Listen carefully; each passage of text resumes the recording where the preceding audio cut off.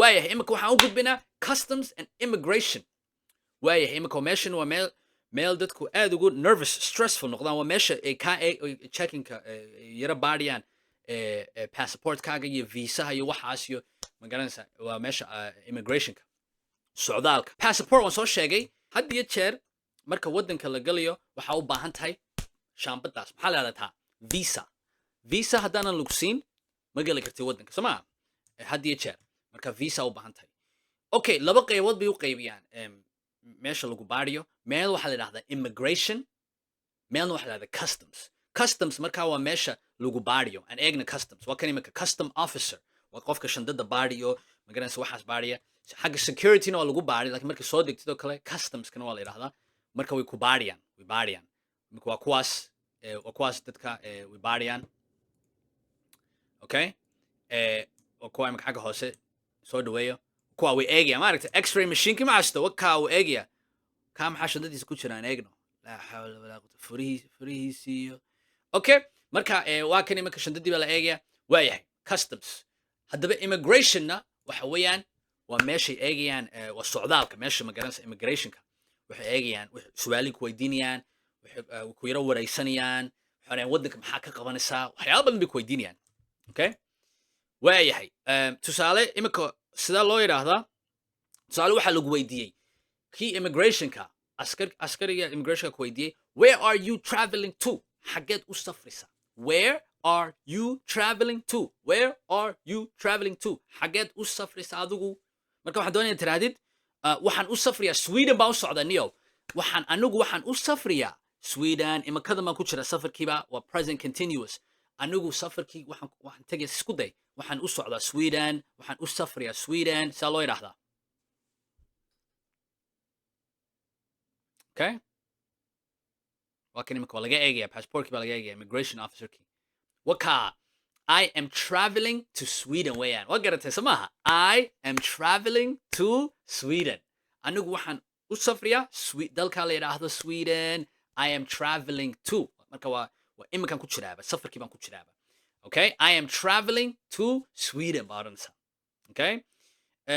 now that's the correct English so imagine you are at the airport and the immigration officer asks you where are you traveling to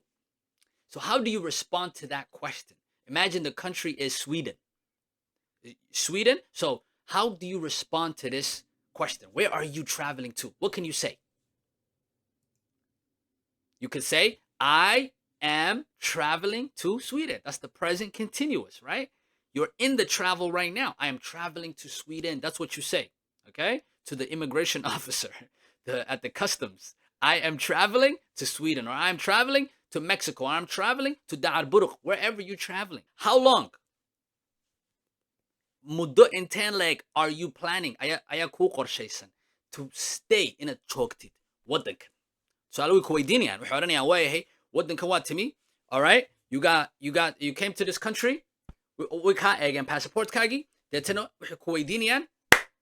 how long haddaba inteen leg baad joogaysa waddankan how long are you planning to stay in this country marka waxaan doonaya tirahdid aniga waxaa ii qorshaysan inaan joogo hal bil baa ii qorshaysan inaan joogo sida loo yidhaahdaa hal bil ayaa ii qorshaysan inaan joogo how do you say that muddadii baa lagu weydiiyey how long waa muddada inteen leg weeyaan okay time baa lagu weydiiyey ma garateen okay good job I plan to stay for 1 month aniga waxaa ii qorshaysan inaan joogo hal bil marka hal bil baa ii qorshaysan okay so imagine the immigration officer now asks you how long are you planning to stay in this country and imagine the time is 1 month how do you respond to tell them how do you respond to that question if it's 1 month your stay is 1 month how do you respond to this question how long are you planning to stay in this country I plan to stay for 1 month I plan to stay for 1 month that's not a really long time to be honest okay that's it for today's lesson inshallah waxaan rajaynayaa in wax badan ka faa'iiday sidoo kale haddii aad garanayso qof u baahan luqadda Englishka laga caawiyo online amba offline iminka offline cusub baan ka furnay Hargeysa so qofkii u baahan also insha Allah uu kusoo biiri karaa Automatic American English College waa meesha ka heli kartid natiijo results